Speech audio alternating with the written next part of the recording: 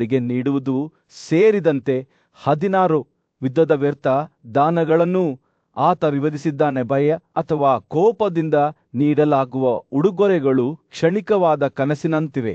ದಾನಿ ಮರುಜನ್ಮ ಪಡೆಯುವವರೆಗೆ ಯಾವುದೇ ಅರ್ಹತೆಯನ್ನು ನೀಡುವುದಿಲ್ಲ ಎಂದು ಋಷಿ ಎಚ್ಚರಿಸಿದರು.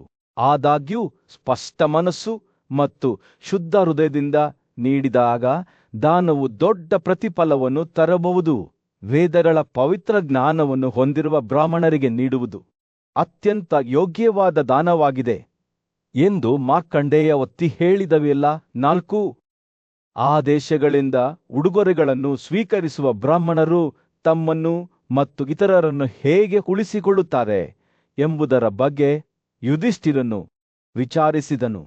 ಜಪ ಪಕಣ ಮಂತ್ರಗಳು, ಪವಿತ್ರ ಸೂತ್ರಗಳು, ಹೋಮ ಆದಿ ಆಚರಣೆಗಳು ಮತ್ತು ವೈದಿಕ ಜ್ಞಾನದ ತಮ್ಮ ಪಾಂಡಿತ್ಯದ ಮೂಲಕ ಅವರು ನೀಡುವ ಮತ್ತು ಸ್ವೀಕರಿಸುವ ಇಬ್ಬರನ್ನೂ ರಕ್ಷಿಸುವ ವೈದಿಕ ದೋಣಿಯನ್ನು ನೇಮಿಸುತ್ತಾರೆ ಎಂದು ಮಾರ್ಕಂಡೇಯನು ಬಹಿರಂಗಪಡಿಸಿದನು. ದೈಹಿಕ ಅಥವಾ ನೈತಿಕ ಕಲ್ಮಶಗಳಿಂದ ಬಳಲುತ್ತಿರುವವರಿಗೆ ದಾನ ಮಾಡುವುದರ ವಿರುದ್ಧ ಋಷಿ ಎಚ್ಚರಿಕೆ ನೀಡಿದರು.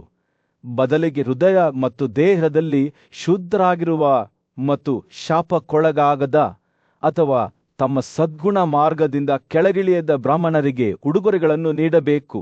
ಮಾರ್ಕಂಡೇಯನು ಯುಧಿಷ್ಠಿರನಿಗೆ ಬಡವರಿಗೆ ಮತ್ತು ದಳಿದವರಿಗೆ ಆಹಾರವನ್ನು ನೀಡುವಂತೆ ಸಲಹೆ ನೀಡಿದನು, ಏಕೆಂದರೆ ಈ ಕಾರ್ಯವನ್ನು ಎಲ್ಲಾ ದಾನಗಳಲ್ಲಿ ಶ್ರೇಷ್ಠವೆಂದು ಪರಿಗಣಿಸಲಾಗಿದೆ. ರಾಜನು ಮನುಷ್ಯರ ರಾಜ್ಯ ಮತ್ತು ಯಮನ ರಾಜ್ಯದ ನಡುವಿನ ಅಂತರದ ಬಗ್ಗೆ ಮತ್ತು ಅದನ್ನು ದಾಟಲು ಯಾವ ವಿಧಾನಗಳ ಬಗ್ಗೆ ಕೇಳಿದನು. ಮಾರ್ಕಂಡೇಯನು, ಈ ಪ್ರಯಾಣವು ದೀರ್ಘ ಮತ್ತು ಕಷ್ಟದಾಯಕವಾಗಿದೆ, ಆದರೆ ಶುದ್ಧ ಹೃದಯದಿಂದ ದಾನ ಮಾಡಿದವರು ತಮ್ಮ ಗಮ್ಯಸ್ಥಾನಕ್ಕೆ ಮಾರ್ಗದರ್ಶನ ನೀಡುತ್ತಾರೆ ಎಂದು ಉತ್ತರಿಸಿದನು. ಆತನು ಆಹಾರವನ್ನು ನೀಡುವವನು ನೀತಿವಂತರಲ್ಲಿ ಮೊದಲು ನಡೆಯುತ್ತಾನೆ, ನಂತರ ಸತ್ಯವನ್ನು ಮಾತನಾಡುವವನು ಮತ್ತು ಅಗತ್ಯವಿರುವವರಿಗೆ ಉಪಕಾರ ಮಾಡುವವನು ಎಂದು ಬಹಿರಂಗಪಡಿಸಿದನು. ಯುಧಿಷ್ಠಿರನು ಮಾರ್ಕಂಡೇಯನ ಮಾತುಗಳನ್ನು ಶ್ರದ್ಧೆಯಿಂದ ಆಲಿಸುತ್ತಿದ್ದಂತೆ ಅವನು ಹಂಚಿಕೊಂಡ ಬುದ್ಧಿವಂತಿಕೆಯಿಂದ ಆಶ್ಚರ್ಯ ಮತ್ತು ವಿಸ್ಮಯದಿಂದ ತುಂಬಿ ಹೋದನು. ಅವನ ಕಿರಿಯ ಸಹೋದರರೂ ಸಹ ಋಷಿಯ ಬೋಧನೆಗಳಿಂದ ಆಳವಾಗಿ ಪ್ರಭಾವಿತರಾದರು ಮತ್ತು ಅವರು ಒಟ್ಟಾಗಿ ದಾನದ ರಹಸ್ಯಗಳನ್ನು ಮತ್ತು ಸ್ವರ್ಗದಲ್ಲಿ ಸ್ಥಾನ ಪಡೆಯುವ ಮಾರ್ಗವನ್ನು ಅರ್ಥ ಮಾಡಿಕೊಳ್ಳಲು ಪ್ರಯತ್ನಿಸಿದರು. ಪ್ರಶಾಂತವಾದ ಕಾಡಿನ ಮಧ್ಯದಲ್ಲಿ ಬುದ್ಧಿವಂತ ಋಷಿ ಮಾರ್ಕಂಡೇಯನು ರಾಜ ಯುಧಿಷ್ಠಿರನ ಮುಂದೆ ಕುಳಿತು ಪ್ರಾಚೀನ ಕಾಲದ ಕಥೆಗಳನ್ನು ಹಂಚಿಕೊಂಡನು. ರಾಜ ಋಷಿ ಇಂದ್ರದ್ಯುಮ್ನ ಮತ್ತು ಆತನ ಸ್ವರ್ಗ ಪ್ರಯಾಣದ ಬಗ್ಗೆ ವಿಚಾರಿಸಿದಾಗ ರಾಜನ ಕುತೂಹಲವು ಕೆರಳಿಸಿತು. ಆದಾಗ್ಯೂ ಇದು ರಾಜನ ಗಮನವನ್ನು ಸೆಳೆದ ಮತ್ತೊಂದು ಕಥೆಯಾಗಿದೆ. ಒಮ್ಮೆ ಇಕ್ಷ್ವಾಕು ರಾಜವಂಶವನ್ನು ಆಳಿದ ರಾಜ ದುಂದುಮಾರನ ಕಥೆ. ಮಾರ್ಕಂಡೇಯನು ಪ್ರಶಾಂತವಾದ ಅರಣ್ಯದಲ್ಲಿ ವಾಸಿಸುತ್ತಿದ್ದ ಪ್ರಸಿದ್ಧ ಋಷಿ ಉತಂಕನನ್ನು ವಿವರಿಸುವ ಮೂಲಕ ತನ್ನ ನಿರೂಪಣೆಯನ್ನು ಪ್ರಾರಂಭಿಸಿದನು. ಆ ಋಷಿಯು ಅಸಂಖ್ಯಾತ ವರ್ಷಗಳಿಂದ ತೀವ್ರ ತಪಸ್ಸನ್ನು ಅಭ್ಯಾಸ ಮಾಡುತ್ತಿದ್ದನು. ದೈವಿಕ ವಿಷ್ಣುವನ್ನು ಮೆಚ್ಚಿಸಲು ಪ್ರಯತ್ನಿಸುತ್ತಿದ್ದನು. ಅವನು ಧ್ಯಾನ ಮಾಡುವಾಗ ವಿಷ್ಣು ಅವನ ಮುಂದೆ ಕಾಣಿಸಿಕೊಂಡನು. ಪಾರಮಾರ್ಥಿಕ ಹೊಳಪಿನಿಂದ ಹೊಳೆಯುತ್ತಿದ್ದನು. ವಿನಮ್ರ ಮತ್ತು ದಿಗ್ಭ್ರಮೆಗೊಂಡ ಉತಂಕನು ಭಗವಂತನ ಮಿತಿಯಿಲ್ಲದ ಶಕ್ತಿ ಮತ್ತು ಸೃಷ್ಟಿಯನ್ನು ಸ್ತುತಿಸುತ್ತಾ ಸ್ತುತಿಯ ಸ್ತೋತ್ರಗಳನ್ನು ಹಾಡಲು ಪ್ರಾರಂಭಿಸಿದನು. ನೀನು ಪರಮಾತ್ಮ ಮತ್ತು ಮನುಷ್ಯರಿಬ್ಬರಿಗೂ ಸಂತೋಷವನ್ನು ಉಂಟುಮಾಡುವವನಾಗಿದ್ದೀಯಾ. ನೀನು ಎಲ್ಲ ಭಯಗಳನ್ನು ನಾಶ ಮಾಡುವವನಾಗಿದ್ದೀಯಾ ಮತ್ತು ನಿನ್ನ 3 ಹೆಜ್ಜೆಗಳಿಂದ ನೀನು 3 ಲೋಕಗಳನ್ನು ಆವರಿಸಿಕೊಂಡಿದ್ದೀಯಾ. ನಿನ್ನ ಪರಾಕ್ರಮವೇ ಅಸುರರನ್ನು ಅವರ ಉಚ್ಛ್ರಾಯ ಸ್ಥಿತಿಯಲ್ಲಿ ಸೋಲಿಸಿ ಆಕಾಶಗಳಿಗೆ ಶಾಂತಿ ಮತ್ತು ಸಮೃದ್ಧಿಯನ್ನು ತಂದಿತು ಎಂದು ಉತ್ತಹಾರಿದರು. ಉತಂಕನ ಭಕ್ತಿಯಿಂದ ಸಂತೋಷಗೊಂಡ ವಿಷ್ಣು ಅವನಿಗೆ ಒಂದು ವರವನ್ನು ನೀಡಿದನು. ನಿಮ್ಮ ಹೃದಯವು ಏನನ್ನು ಬಯಸುತ್ತದೆಯೋ ಅದನ್ನು ಕೇಳಿ. ಆದಾಗ್ಯೂ ಉತಂಕನು ನಿರಾಕರಿಸಿದನು. ದೈವಿಕ ವಿಷ್ಣುವನ್ನು ನೋಡುವುದರಿಂದ ತಾನು ಈಗಾಗಲೇ ಆಶೀರ್ವದಿಸಲ್ಪಟ್ಟಿದ್ದೇನೆ ಎಂದು ಹೇಳಿದನು. ಬದಲಿಗೆ ಅವನು ತನ್ನ ಹೃದಯವು ಸದ್ಗುಣ, ಸತ್ಯ ಮತ್ತು ಆತ್ಮತೃಪ್ತಿಯಲ್ಲಿ ಸ್ಥಿರವಾಗಿರಲು ವಿನಂತಿಸಿದನು ಮತ್ತು ಅದು ಶಾಶ್ವತವಾಗಿ ಭಕ್ತಿಯಲ್ಲಿ ಭಗವಂತನ ಕಡೆಗೆ ತಿರುಗುತ್ತದೆ. ಉತಂಕನ ನಮ್ರತೆಯಿಂದ ಸಂತೋಷಗೊಂಡ ವಿಷ್ಣು ಮುಗುಳ್ನಕ್ಕೂ ನಿಮ್ಮ ವಿನಂತಿಯನ್ನು ಅಂಗೀಕರಿಸಲಾಗಿದೆ. ನೀವು ಸ್ವರ್ಗದ ನಿವಾಸಿಗಳಿಗೆ ಮತ್ತು ತ್ರಿವಳಿ ಜಗತ್ತಿಗೆ ಶ್ರೇಷ್ಠತೆಯನ್ನು ಸಾಧಿಸಲು ಅನುವು ಮಾಡಿಕೊಡುವ ಯೋಗ ಶಕ್ತಿಯನ್ನು ಹೊಂದಿರುತ್ತೀರಿ ಎಂದು ಹೇಳಿದರು. ನಂತರ ದಂದೊರೆಂಬ ಅಸುರನು ತ್ರಿವಳಿ ಜಗತ್ತನ್ನು ನಾಶ ಮಾಡುವ ಉದ್ದೇಶದಿಂದ ತೀವ್ರ ತಪಸ್ಸನ್ನು ಅನುಭವಿಸುತ್ತಿದ್ದನೆಂದು ಋಷಿ ಬಹಿರಂಗಪಡಿಸಿದ ಮಾರ್ಕಂಡೇಯನು ಇಕ್ಷ್ವಾಕುವಿನ ರಾಜವಂಶದ ರಾಜರ ವಂಶಾವಳಿಯನ್ನು ವಿವರಿಸುವ ಮೂಲಕ ತನ್ನ ಕಥೆಯನ್ನು ಮುಂದುವರೆಸಿದನು. ಇಕ್ಷ್ವಾಕುವಿನ ನಿಧನದ ನಂತರ ಸಸಾದನು ಸಿಂಹಾಸನವನ್ನು ಏರಿದನು ಮತ್ತು ದೊಡ್ಡ ಸದ್ಗುಣದಿಂದ ಆಯ್ದನು. ಸಸಾದದಿಂದ ಕಕುಚ್ಟ ಅನೇನ ಸ್ಪೃತು ವಿಶ್ವಗಸ್ವ ಆದ್ರಿ ಯುವನಸ್ವ ಶ್ರವಸ್ತ ಅವರು ಶ್ರವಸ್ತಿ ದುಹದಸ್ವ ಮತ್ತು ಅಂತಿಮವಾಗಿ ಕುವಲಸ್ವ ನಗರವನ್ನು ನಿರ್ಮಿಸಿದರು. ಕುವಲಸ್ವನು ಮಹಾನ್ ಬುದ್ಧಿವಂತಿಕೆ ಮತ್ತು ಸದ್ಗುಣಗಳ ರಾಜನಾಗಿದ್ದನು. 21,000 ಪುತ್ರರು ಉಗ್ರ ಯೋಧರಾಗಿದ್ದರು ಮತ್ತು ಕಲಿಕೆಯಲ್ಲಿ ನುರಿತರಾಗಿದ್ದರು. ಅವನ ತಂದೆ ಬೃಹದಾಸ್ವನು ತಪಸ್ಸಿಗಾಗಿ ಅರಣ್ಯಕ್ಕೆ ನಿವೃತ್ತರಾಗಲು ಸಿದ್ಧನಾದಾಗ ಉತಂಕನು ಅವನನ್ನು ಸಂಪರ್ಕಿಸಿದನು. ತನ್ನ ಜನರ ರಕ್ಷಕನಾಗಿ ತನ್ನ ಕರ್ತವ್ಯವನ್ನು ಉಲ್ಲೇಖಿಸಿ ಋಷಿಯು ಬೃಹದಾಸ್ವರನು ರಾಜ್ಯವನ್ನು ತೊರೆದಂತೆ ಮನವೊಲಿಸಿದನು. ರಾಜನೇ, ಜನರನ್ನು ರಕ್ಷಿಸುವುದು ನಿನ್ನ ಕರ್ತವ್ಯವಾಗಿದೆ.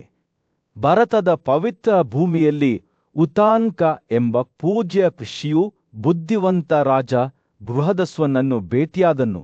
ರಾಜನ ಮಗ ಕುವಲಸ್ವನು ಯುದ್ಧದಲ್ಲಿ ತನ್ನ ಅಸಲ ಧೈರ್ಯ ಮತ್ತು ಸಾಟಿಯಿಲ್ಲದ ಪರಾಕ್ರಮಕ್ಕೆ ಹೆಸರುವಾಸಿಯಾಗಿದ್ದನು. ಉತಾನ್ಕನು ಯುವ ರಾಜಕುಮಾರನಿಗೆ ತನ್ನ ಕೆಲಸವನ್ನು ವಹಿಸಿಕೊಡಲು ರಾಜನ ಅನುಮತಿಯನ್ನು ಕೇಳಿದನು. ಅನುಮೋದನೆಯ ಒಪ್ಪಿಗೆಯೊಂದಿಗೆ ರಾಜನು ತನ್ನ ಅಧಿಕಾರವನ್ನು ಕುವಲಸ್ವನಿಗೆ ಹಸ್ತಾಂತರಿಸಿದನು. ಅದನ್ನು ನೀನೇ ಮಾಡಲಿ ಎಂದು ಹೇಳಿದನು. ನಂತರ ಸೌಮ್ಯವಾದ ಬಿಲ್ಲಿನೊಂದಿಗೆ ರಾಜ ಬೃಹದಸ್ವನು ದಟ್ಟವಾದ ಅರಣ್ಯಕ್ಕೆ ಹಿಂತಿರುಗಿದನು. ಉತಾನ್ಕ ಮತ್ತು ಕುವಲಸ್ವರನ್ನು ಅವರ ಉದಾತ್ತ ಪ್ರಯತ್ನಕ್ಕೆ ಬಿಟ್ಟನು. ನಂತರ ಬುದ್ಧಿವಂತ ಯುಧಿಷ್ಠಿರನು ಒಮ್ಮೆ ಬ್ರಹ್ಮಾಂಡಕ್ಕೆ ಅಪಾಯವನ್ನುಂಟು ಮಾಡಿದ ಪ್ರಬಲ ದೈತ್ಯನ ಬಗ್ಗೆ ಮಾರ್ಕಂಡೇಯನನ್ನು ಕೇಳಿದಾಗ ಆ ಋಷಿಯು ತನ್ನ ಕಥೆಯನ್ನು ಪ್ರಾರಂಭಿಸಿದನು.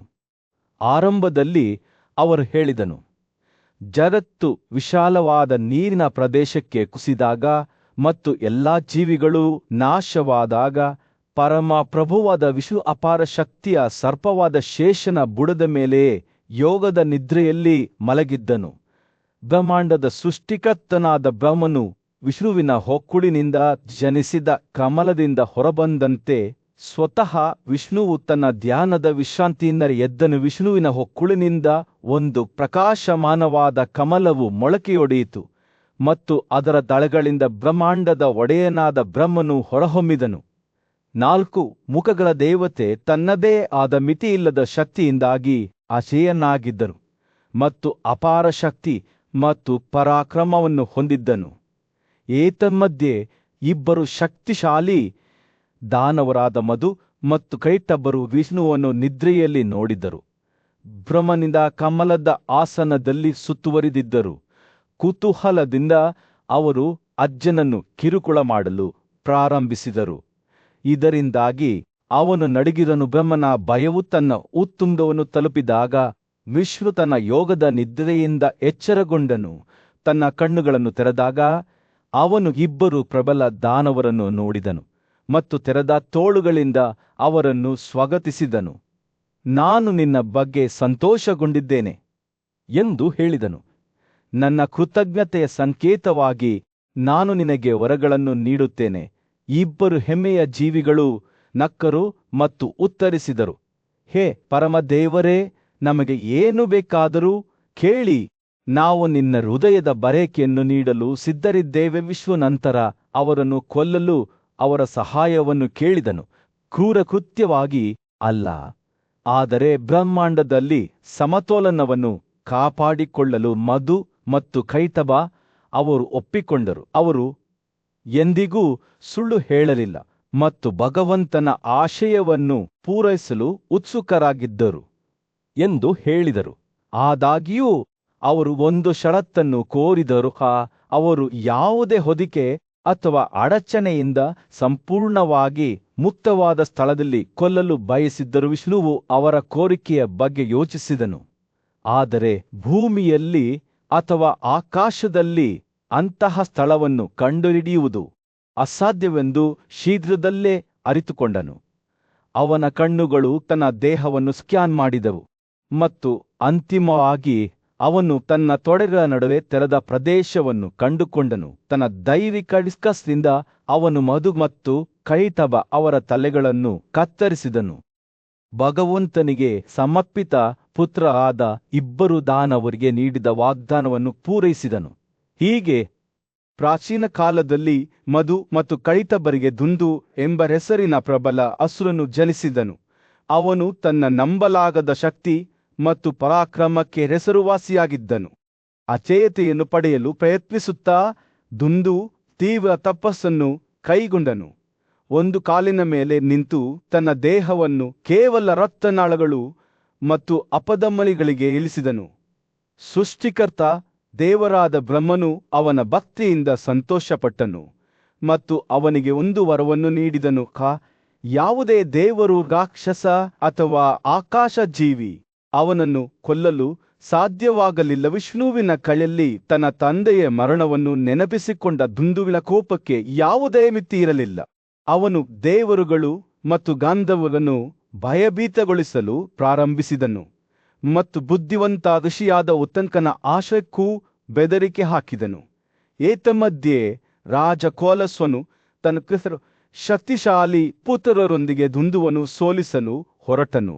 ಅವರು ಉಜಲಕ ಎಂದು ಕರೆಯಲ್ಪಡುವ ಮರಳಿನ ಸಮುದ್ರದ ಕಡೆಗೆ ಸಾಗುತ್ತಿರುವಾಗ ದೇವರುಗಳು ಅವರ ಮೇಲೆ ಆಕಾಶದ ಹೂವುಗಳನ್ನು ಸುರಿಸಿದರು ಮತ್ತು ಆಕಾಶದ ಕೇಟಂದ್ರಗಳ ಶಬ್ದವು ಗಾಳಿಯಲ್ಲಿ ಪ್ರತಿಧ್ವನಿಸಿತು. ಅವರು ಧೂಂದು ಮರಳಿನ ಕೆಳಗೆ ಅಡರಿಕೊಂಡಿದ್ದ ಸ್ಥಳವನ್ನು ಸಮೀಪಿಸುತ್ತಿದ್ದಂತೆ ರಾಜನ ಪುತ್ರರು ಆ ಪ್ರದೇಶವನ್ನು ಉತ್ಖನನ ಮಾಡಲು ಪ್ರಾರಂಭಿಸಿದರು.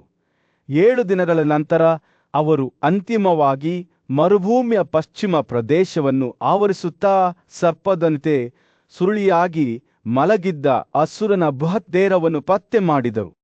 ದೇವತೆಗಳು ಮತ್ತು ಗಾಂಧರ್ವರು ದುಂದು ಮತ್ತು ಕೋಲಸ್ವರನ ನಡುವಿನ ಮಹಾಕಾವ್ಯದ ಯುದ್ಧವನ್ನು ವೀಕ್ಷಿಸಲು ಒಟ್ಟುಗೂಡಿದರು. ತೀಕ್ಷ್ಣವಾದ ದಂಡೆಗಳು, ಗದೆಗಳು ಮತ್ತು ಭಾರೀ ದಂಡೆಗಳಿಂದ ತನ್ನ ಮೇಲೆ ನಡೆದ ದಾಳಿಗಳಿಂದ ಕೋಪಗೊಂಡ ದಾನವನು ನಿದ್ದೆಯಿಂದ ಎದ್ದನು.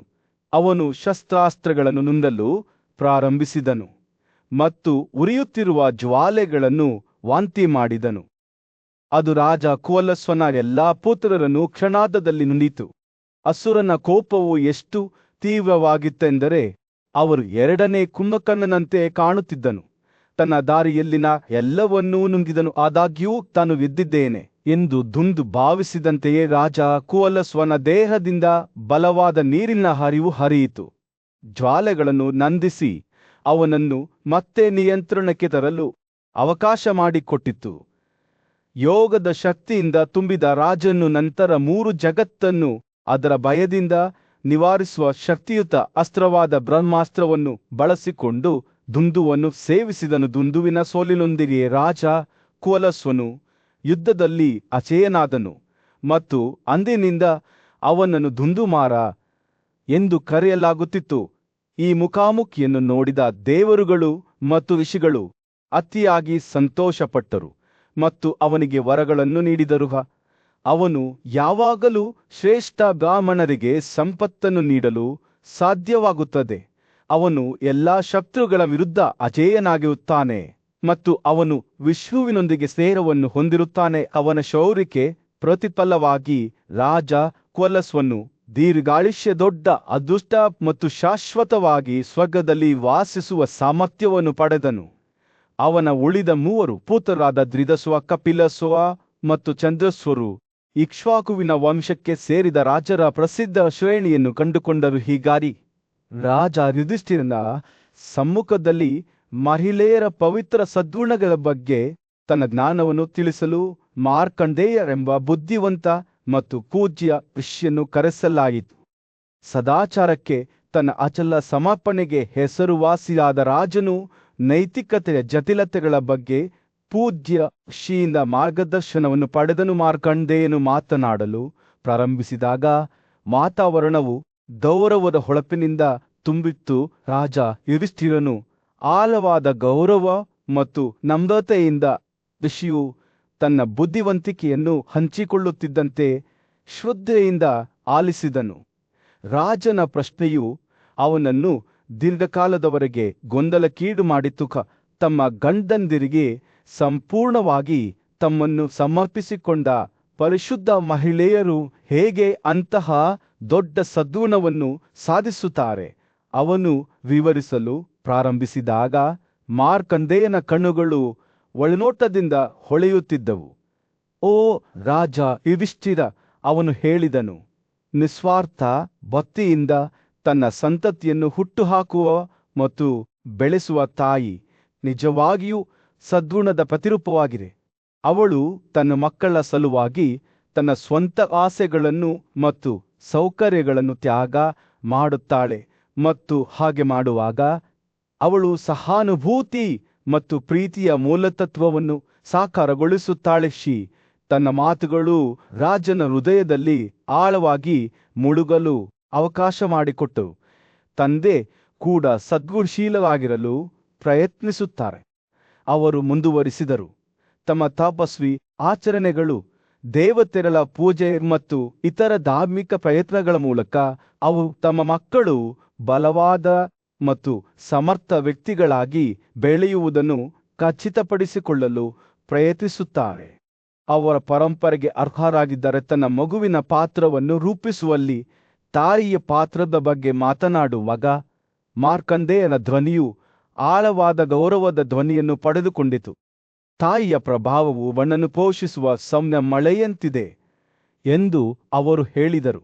ಆಕೆಯ ಪ್ರೀತಿ ಮತ್ತು ಮಾರ್ಗದರ್ಶನದ ಮೂಲಕವೇ ಮಕ್ಕಳು ತಮ್ಮ ಮೌಲ್ಯಗಳು ಮತ್ತು ತತ್ವಗಳನ್ನು ಬೆಳೆಸಿಕೊಳ್ಳುತ್ತಾರೆ ಮತ್ತು ಜೀವನದ ಸವಾಲುಗಳನ್ನು ಎದುರಿಸುವ ಧೈರ್ಯವನ್ನು ಅವರಲ್ಲಿ ತುಂಬಿಸುತ್ತಾರೆ. ಮಾತನಾಡುತ್ತಿರುವಾಗ ರಾಜ ಯುಧಿಷ್ಠಿರನು ತನ್ನ ಕಣ್ಣುಗಳಲ್ಲಿ ತಾನೇ ತಾಯಿ ಮತ್ತು ಮಕ್ಕಳ ನಡುವಿನ ಪವಿತ್ರ ಬಂಧದ ಆಳವಾದ ತಿಳುವಳಿಕೆಯಿಂದ ತುಂಬಿಕೊಂಡು ಶ್ರದ್ಧೆಯಿಂದ ಆಲಿಸಿದನು. ಮಾರ್ಕಂಡೇಯನ ಮಾತುಗಳು ಸೌಮ್ಯವಾದ ಗಾಳಿಯಂತೆ ಇದ್ದವು. ಅದು ಆತನಲ್ಲಿ ಮಹಿಳೆಯರ ನಿಸ್ವಾರ್ಥ ಭಕ್ತಿಯ ಬಗ್ಗೆ ಭಯ ಮತ್ತು ಗೌರವದ ಭಾವವನ್ನು ಹುಟ್ಟುಹಾಕಿತು. ನೋಟವು ರಾಜನ ಕಡೆಗೆ ತಿರುಗಿತು ಮತ್ತು ಅವನು ಗಂಭೀರವಾದ ಧ್ವನಿಯಲ್ಲಿ ಮಾತನಾಡಿದನು, ಓ ರಾಜ ಯುಧಿಷ್ಠಿರ, ಇದನ್ನು ನೆನಪಿಸಿಕೊಳ್ಳಿದ ಪರಿಶುದ್ಧ ಮಹಿಳೆಯರು ತಮ್ಮ ಗಂಡಂದಿರಿಗೆ ಅಸಲವಾದ ಸಮರ್ಪಣೆ ಮತ್ತು ನಿಷ್ಠೆಯಿಂದ ಸೇವೆ ಸಲ್ಲಿಸುವ ಮೂಲಕ ತಮ್ಮ ಸದ್ಗುಣವನ್ನು ಸಾಧಿಸುತ್ತಾರೆ.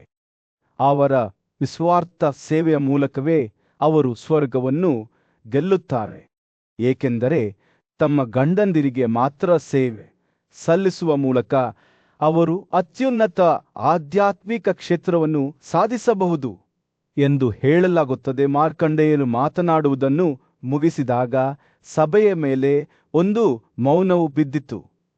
ಋಷಿಯ ಉಪಸ್ಥಿತಿಯು ಪವಿತ್ರತೆಯ ಸೆಳವು ಗಾಳಿಯನ್ನು ತುಂಬಿದಂತೆ ರಾಜ ಯುಧಿಷ್ಠಿರನು ಮೌನವಾಗಿ ಆಲಿಸಿದನು. ಅವರ ಹೃದಯವು ಪರಿಶುದ್ಧ ಮಹಿಳೆಯರ ಸದ್ಗುಣಗಳ ಬಗ್ಗೆ ಹೊಸ ಮೆಚ್ಚುಗೆಯಿಂದ ತುಂಬಿತ್ತು.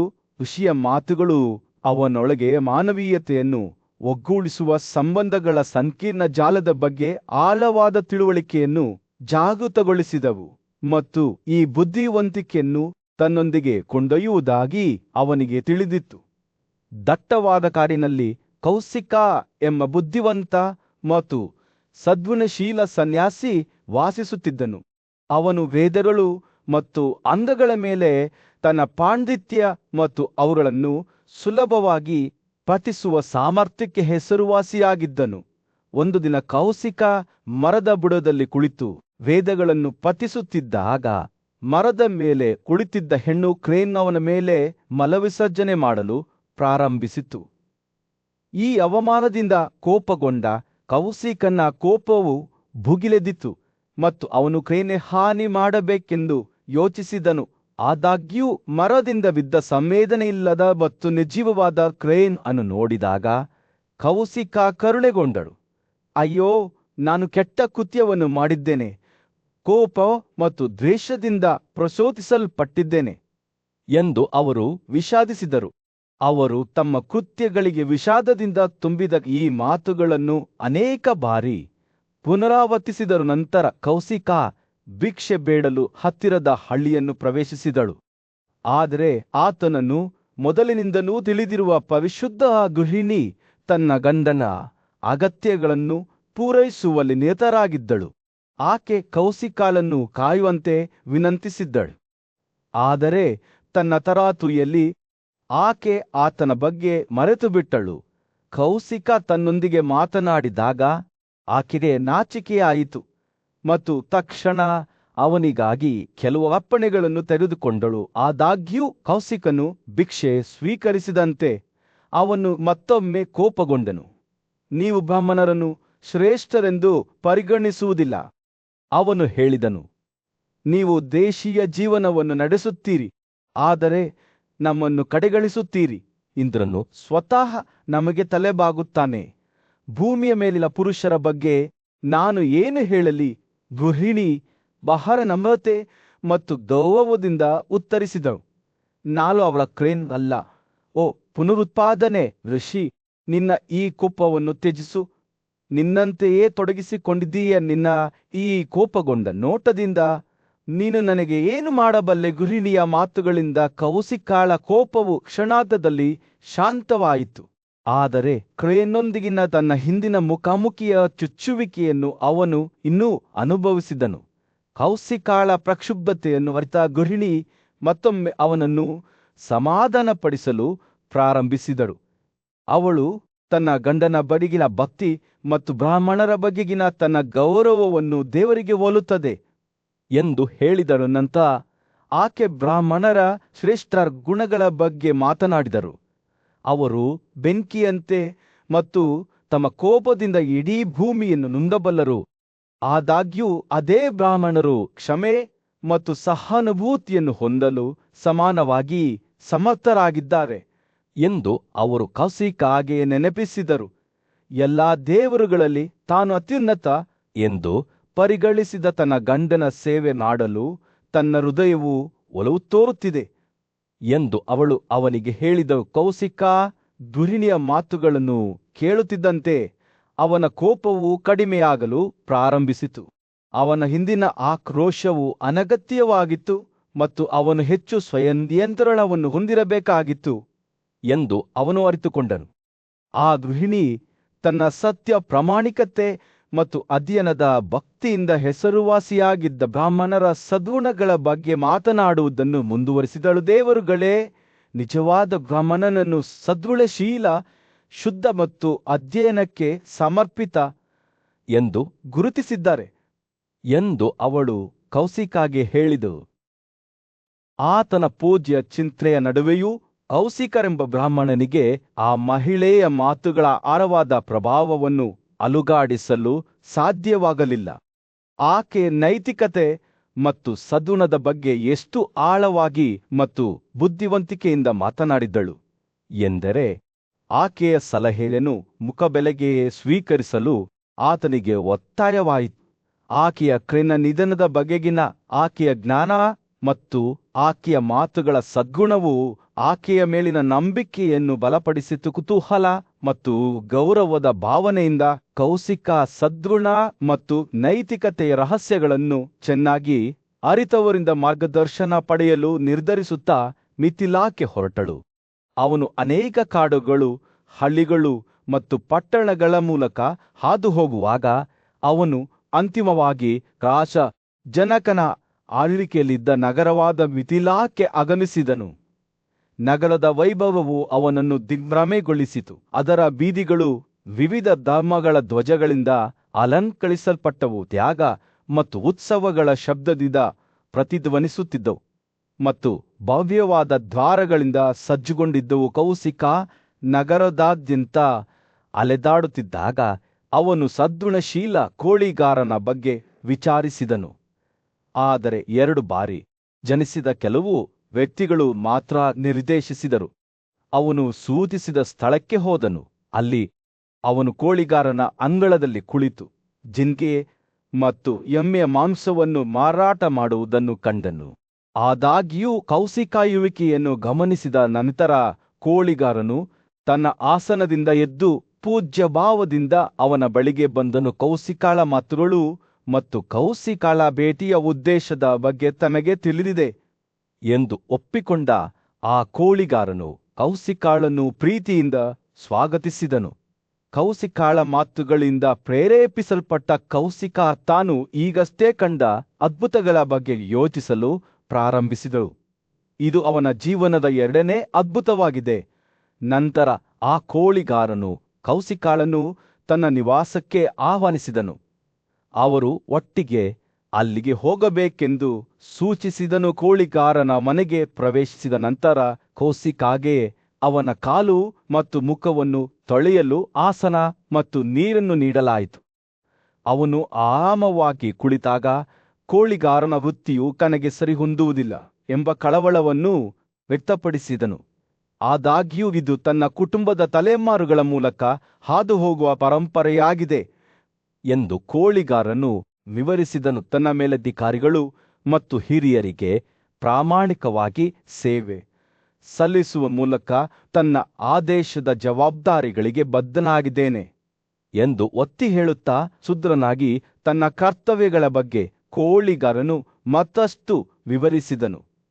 ಇತರರಿಂದ ಈಗಾಗಲೇ ಕೊಲ್ಲಲ್ಪಟ್ಟ ಪ್ರಾಣಿಗಳಿಂದ ಪಡೆದ ಮಾಂಸವನ್ನು ತಾನು ಮಾರಾಟ ಮಾಡುತ್ತಿದ್ದೇನೆ.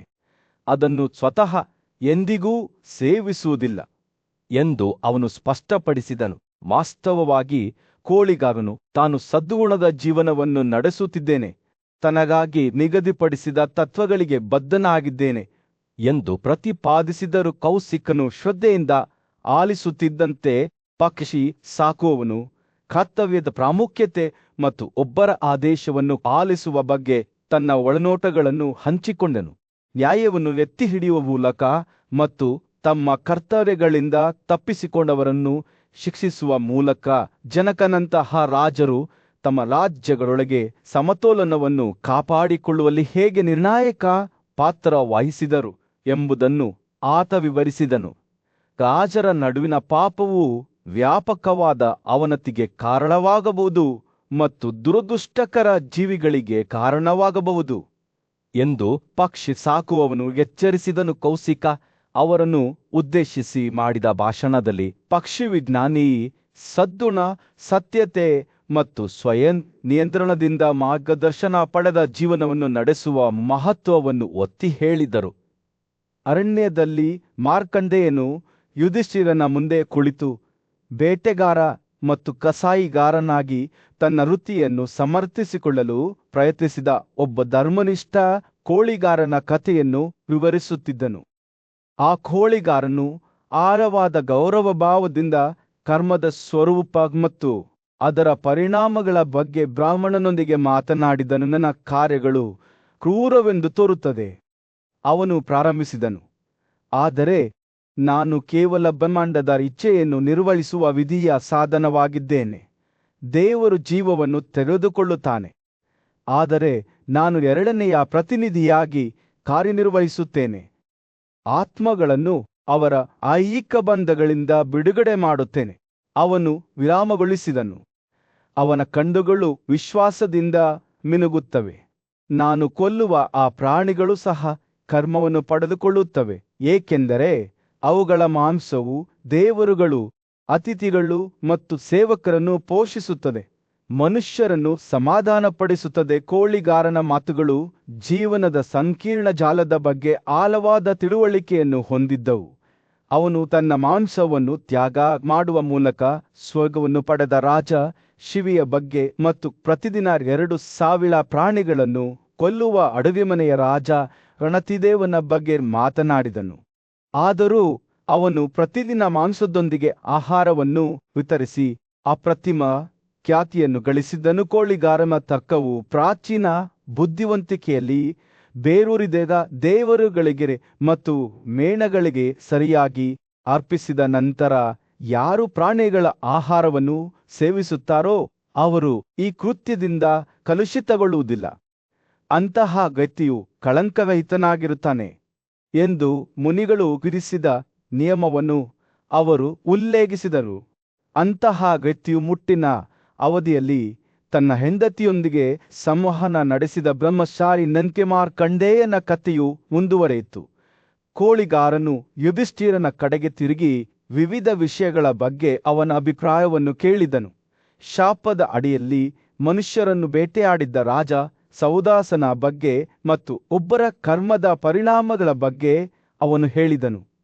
ದುಷ್ಟ ಕರ್ಮದ ಪ್ರಭಾವದಲ್ಲಿರುವ ವ್ಯಕ್ತಿಯು ತಮ್ಮ ಕರ್ಮಕ್ಕೆ ಹೇಗೆ ಪ್ರಾಯಶ್ಚಿತ್ತ ಮಾಡಬಹುದೆಂದು ಯಾವಾಗಲೂ ಪರಿಗಣಿಸಬೇಕು ಎಂದು ಅವನು ಹೇಳಿದನು. ಕೋಳಿಗಾರನ ಮಾತುಗಳಲ್ಲಿ ನಮ್ರತೆ ಮತ್ತು ಜವಾಬ್ದಾರಿಯ ಭಾವವಿತ್ತು. ಶ್ಲಾಘನೀಯ ಉದ್ಯೋಗವೆಂದು ಪರಿಗಣಿಸಲಾದ ಕೃಷಿಯೂ ಸಹ ಪ್ರಾಣಿಗಳ ಜೀವಕ್ಕೆ ಹಾನಿಯನ್ನುಂಟು ಮಾಡುತ್ತದೆ ಎಂದು ಅವರು ಒಪ್ಪಿಕೊಂಡರು. ಮನುಷ್ಯರು ಕಾಡು ಪ್ರಾಣಿಗಳನ್ನು ಬೇಟೆಯಾಡುತ್ತಾರೆ, ಮರಗಳನ್ನು ಕತ್ತರಿಸುತ್ತಾರೆ ಮತ್ತು ವಿವಿಧ ರೀತಿಯಲ್ಲಿ ಆಗಾಗ್ಗೆ ಅರಿವಿಲ್ಲದೆ ಜೀವಿಗಳನ್ನು ನಾಶಪಡಿಸುತ್ತಾರೆ ಎಂದು ಅವರು ಗಮನ ಸೆಳೆದರು. ಸೂರ್ಯನು ಮುಳುಗಲು ಪ್ರಾರಂಭಿಸಿದಾಗ ಮಾರ್ಕಂಡೇಯನ ಕಥೆಯು ತನ್ನ ಅಂತ್ಯವನ್ನು ತಲುಪಿತು. ಪಕ್ಷಿವಿಜ್ಞಾನಿಗಳ ಮಾತುಗಳು ಕರ್ಮ, ಹಣೆಬರಹ ಮತ್ತು ಮಾನವ ಕ್ರಿಯೆಗಳ ನಡುವಿನ ಸಂಕೀರ್ಣ ಪರಸ್ಪರ ಕ್ರಿಯೆಯ ಒಂದು ಎದ್ದು ಕಾಣುವ ಚಿತ್ರಣವನ್ನು ಚಿತ್ರಿಸಿದ್ದವು. ಯುಧಿಷ್ಠಿರನು ಕಾಳಜಿಯಿಂದ ಆಲಿಸಿದನು. ಅವನ ಮನಸ್ಸು ಪಕ್ಷಿವಿಜ್ಞಾನಿಗಳ ಮಾತುಗಳ ಭಾರವಾದ ಪರಿಣಾಮಗಳನ್ನು ಗ್ರಹಿಸಿತು. ಕೊನೆಯಲ್ಲಿ ಪಕ್ಷಿ ವೀಕ್ಷಕನ ಸಂದೇಶವು ಸ್ಪಷ್ಟವಾಗಿತ್ತು. ಜೀವಿಗಳಿಗೆ ಹಾನಿ ಮಾಡುವ ಪಾಪದಿಂದ ಮುಕ್ತವಾಗಿರುವವು ಭೂಮಿಯ ಮೇಲೆ ಯಾರೂ ಇಲ್ಲ. ಬುದ್ಧಿವಂತರು ಮತ್ತು ಪ್ರಬುದ್ಧರು ಸಹ ಪ್ರಾಣಿಗಳ ಜೀವನವನ್ನು ವಿವಿಧ ರೀತಿಯಲ್ಲಿ ನಾಶಪಡಿಸುತ್ತಾರೆ. ಆಗಾಗ್ಗೆ ಅದನ್ನು ಅರಿತುಕೊಳ್ಳದೆ ಒಳ್ಳೆಯ ಜನರನ್ನು ಪ್ರಶಂಸಿಸದ ಮತ್ತು ಕೆಟ್ಟ ಜನರನ್ನು ನಾಚಿಕೆಪಡಿಸದ ನೈಸರ್ಗಿಕ ಕ್ರಮದ ಹಿಮ್ಮುಖವು ಈ ಜಗತ್ತಿನಲ್ಲಿ ಎಲ್ಲೆಡೆ ಕಂಡುಬರುವ ಒಂದು ವಿದ್ಯಮಾನವಾಗಿದೆ. ಮಾರ್ಕಂಡೇಯನು ತನ್ನ ಕಥೆಯನ್ನು ಮುಗಿಸಿದಾಗ ಯುಧಿಷ್ಠಿರನ ಕಣ್ಣುಗಳು ಹೊಸ ತಿಳುವಳಿಕೆಯನ್ನು ಹೊಂದಿದ್ದವು. ಮಾರ್ಕಂಡೇಯನು ಯುಧಿಷ್ಠಿರನಿಗೆ ತನ್ನ ಕಥೆಯನ್ನು ಮುಂದುವರೆಸಿದಾಗ ಸೂರ್ಯನು ಕಾಡಿನ ವಿಶಾಲವಾದ ಪ್ರದೇಶದಲ್ಲಿ ಮುಳುಗಲು ಪ್ರಾರಂಭಿಸಿದನು. ಮರಗಳ ಮೇಲೆ ಬೆಚ್ಚಗಿನ ಕಿತ್ತಳೆ ಬಣ್ಣದ ಹೊಳಪನ್ನು ಬೀಸಿದನು. ಸದ್ಗುಣಶೀಲ ಕೋಳಿಗಾರನ ಮಾತುಗಳು ಜೇನುಗೂಡಿನ ಜೇನುತುಪ್ಪದಂತೆ ಬುದ್ಧಿವಂತಿಕೆ ಮತ್ತು ಸಹಾನುಭೂತಿಯೊಂದಿಗೆ ತೊಟ್ಟಿಕ್ಕಿದವು. ಯುಧಿಷ್ಠಿರನೇ, ಮಾರ್ಕಂಡೇಯನು ಪ್ರಾರಂಭಿಸಿದನು. ನೀತಿಯ ಮಾರ್ಗಗಳು ಸೂಕ್ಷ್ಮ ಮತ್ತು ವೈವಿಧ್ಯಮಯವಾಗಿವೆ, ಆದರೆ ಅವುಗಳ ಸಂಕೀರ್ಣತೆಯಲ್ಲಿ ಅನಂತವಾಗಿವೆ. ಹೆಚ್ಚಿನ ಅಗತ್ಯದ ಸಮಯದಲ್ಲಿ ಕೆಲವೊಮ್ಮೆ ಸತ್ಯವನ್ನು ತಿರುಗಿಸುವುದು ಅಗತ್ಯವಾಗಿರುತ್ತದೆ, ಏಕೆಂದರೆ ಸುಳ್ಳು ಅನೇಕ ವೇಳೆ ಸತ್ಯದ ವಿಜಯಕ್ಕೆ ಕಾರಣವಾಗಬಹುದು. ಆದಾಗ್ಯೂ ಸದ್ಗುಣವನ್ನು ವಿಕೃತಗೊಳಿಸಬಹುದು. ಅದರ ಮಾರ್ಗಗಳು ತಿರುಗುತ್ತವೆ ಮತ್ತು ಅನ್ಕುಡುಂಕಾದ ನದಿಯಂತೆ ತಿರುಗುತ್ತವೆ ಮತ್ತು ತೀಕ್ಷ್ಣವಾದ ಒಳನೋಟ ಹೊಂದಿರುವವರು ಮಾತ್ರ ಅವುಗಳನ್ನು ಸಂಚರಿಸಬಹುದು. ಮಾರ್ಕಂಡೇಯನು ಮಾತನಾಡುತ್ತಿರುವಾಗ ಅವನ ಕಣ್ಣುಗಳು ಯುಧಿಷ್ಠಿರನ ಆತ್ಮದ ಕಡೆಗೆ ಯಾವುದೇ ಅನುಮಾನ ಅಥವಾ ಅನಿಶ್ಚಿತತೆಯ ಸುಳಿವನ್ನು ಹುಡುಕುತ್ತಿರುವಂತೆ ಕಾಣುತ್ತಿದ್ದವು. ಮನುಷ್ಯನ ಕ್ರಿಯೆಗಳು ಒಳ್ಳೆಯದು ಅಥವಾ ಕೆಟ್ಟದು, ಅವನು ಮುಂದುವರಿಸಿದನು, ಮತ್ತು ಅವನು ತನ್ನ ಬೆಳೆಗಳನ್ನು ಕೊಯ್ಲು ಮಾಡುವ ರೈತನಂತೆ ಅದರ ಪರಿಣಾಮಗಳನ್ನು ಕೊಯ್ಯುತ್ತಾನೆ. ಅಜ್ಞಾನಿಗಳು ತಮ್ಮ ಕರ್ಮದಿಂದ ಕುರುಡರಾಗಿ ತಮ್ಮ ನೋವನ್ನು ತಮ್ಮ ದುಷ್ಕೃತ್ಯಗಳ ಪ್ರತಿಬಿಂಬರೆಂದು ತಿಳಿಯದೆ ಆಗಾಗ್ಗೆ ದೇವರುಗಳನ್ನು ನಿಂದಿಸುತ್ತಾರೆ. ಮಾರ್ಕಂಡೇಯನ ಮಾತುಗಳ ಆಳವನ್ನು ಪ್ರತಿಬಿಂಬಿಸುವಂತೆ ಅರಣ್ಯವು ಗಾಢವಾಗುತ್ತಾ ಹೋಯಿತು. ಯಾರೊಬ್ಬರೂ ತಮ್ಮದೇ ಆದ ಸಂಪತ್ತಿನ ವಿತರಕರಾಗಲು ಸಾಧ್ಯವಿಲ್ಲ ಎಂದು ಅವರು ಘೋಷಿಸಿದರು. ಹಿಂದಿನ ಜೀವನದಲ್ಲಿ ಅವರ ಕ್ರಿಯೆಗಳು ಕಮ್ಮದ ಮರದ ಮೇಲೆ ಹಣ್ಣಿನಂತೆ ಮಾಗುತ್ತವೆ ಮತ್ತು ಅವರು ತಮ್ಮ ಸಂಗ್ರಹಿಸಿದ ಕಾರ್ಯಗಳ ಭಾರವನ್ನು ಹೊತ್ತುಕೊಂಡು ಈ ಲೋಕಕ್ಕೆ ಮರುಜನ್ಮ ಪಡೆಯುತ್ತಾರೆ. ಮಾರ್ಕಂಡೇಯನ ಮಾತುಗಳು ಆತನ ಮನಸ್ಸಿನಲ್ಲಿ ಎದ್ದು ಕಾಣುವ ಚಿತ್ರಣಗಳನ್ನು ಚಿತ್ರಿಸುತ್ತಿದ್ದಂತೆ ಯುಧಿಷ್ಠಿರನು ಶ್ರದ್ಧೆಯಿಂದ ಆಲಿಸಿದನು. ಆತನ ಮುಖವು ಏಕಾಗ್ರತೆಯ ಮುಖವಾಡವಾಗಿತ್ತು. ಕೋಳಿಗಾರನ ಧ್ವನಿಯು ಆಶ್ಚರ್ಯ ಮತ್ತು ವಿಸ್ಮಯವನ್ನು ಮೂಡಿಸಿತು. ಇದು ಯುಧಿಷ್ಠಿರನನ್ನು ಕರ್ಮದ ನಿಗೂಢತೆಗಳಿಗೆ ಆಳವಾಗಿ ಸೆಳೆಯಿತು. ರಾತ್ರಿಯ ಆಕಾಶದಲ್ಲಿ ನಕ್ಷತ್ರಗಳು ಮಿನುಗಲು ಪ್ರಾರಂಭಿಸಿದಾಗ ಮಾರ್ಕಂಡೇಯನು ತನ್ನ ಮಾತುಗಳ ಭಾರವನ್ನು ಲಘು ಮಳೆಯಂತೆ ಯುಧಿಷ್ಠಿರನ ಮೇಲೆ ನಿಲ್ಲಲು ಅವಕಾಶ ಮಾಡಿಕೊಟ್ಟನು. ಬ್ರಾಹ್ಮಣನ ಕಣ್ಣುಗಳು ಕುತೂಹಲದಿಂದ ಹೊಳೆಯುತ್ತಿದ್ದವು ಮತ್ತು ಅವನು ಕೇಳಿದನು, ಓ ಕರ್ಮ ಸಿದ್ಧಾಂತದಲ್ಲಿ ಪಾರನ್ನತರಲ್ಲಿ ಅತ್ಯುತ್ತಮ ಆತ್ಮವು ಹೇಗೆ ಶಾಶ್ವತವಾಗುತ್ತದೆ? ಮಾರ್ಕಂಡೇಯ ಮುಗುಳ್ನಕ್ಕನು. ಲೆಕ್ಕವಿಲ್ಲದಷ್ಟು ಜೀವಿತಾವಧಿಯಿಂದ ತಾನು ಗಳಿಸಿದ ಜ್ಞಾನದಿಂದ ಅವನ ಮುಖವು ಹೊಳೆಯಿತು. ಆತ್ಮವು ಸಾಯುವುದಿಲ್ಲ, ಅವನು ಹೇಳಿದನು, ಆದರೆ ಕೇವಲ ಅದರ ವಾಸಸ್ಥಾನವನ್ನು ಬದಲಾಯಿಸುತ್ತದೆ.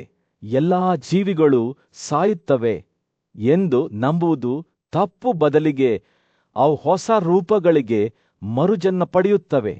ಅವುಗಳ ಕರ್ಮವು ಅವುಗಳನ್ನು ಸಮುದ್ರದ ಕಡೆಗೆ ಹರಿಯುವ ನದಿಯಂತೆ ಮಾರ್ಗದರ್ಶಿಸುತ್ತದೆ. ರಾತ್ರಿ ಆಳವಾಗುತ್ತಿದ್ದಂತೆ ಮಾರ್ಕಂಡೇಯನ ಮಾತುಗಳು ನದಿಯಂತೆ ಹರಿಯುತ್ತಿದ್ದವು.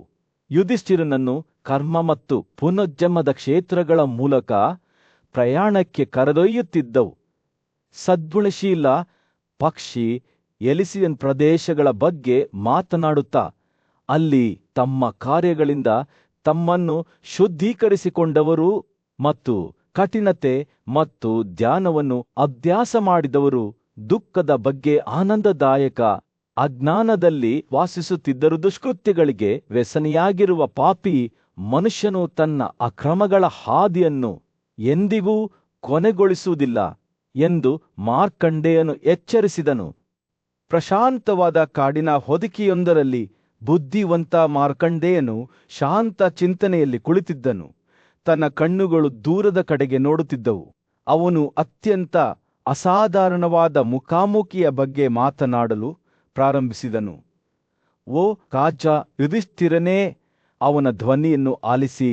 ಮಾನವ ಸ್ವಭಾವದ ರಹಸ್ಯಗಳನ್ನು ನನಗೆ ಬಹಿರಂಗಪಡಿಸಿದ ಸದ್ಗುಣಶೀಲ ಪಕ್ಷಿಗಾರನ ಬಗ್ಗೆ ಅವನು ಹೇಳಿದನು. ಮಾರ್ಕಂಡೇಯನು ಮಾತನಾಡುತ್ತಿದ್ದಂತೆಯೇ ಆ ದೃಶ್ಯವು ಪ್ರಶಾಂತವಾದ ವಾತಾವರಣಕ್ಕೆ ಸ್ಥಳಾಂತರಗೊಂಡಿತು.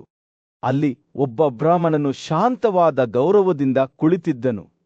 ಅವನ ಸುತ್ತಲೂ ಎಲೆಗಳ ಸೌಮ್ಯವಾದ ಗದ್ದಲವಿತ್ತು.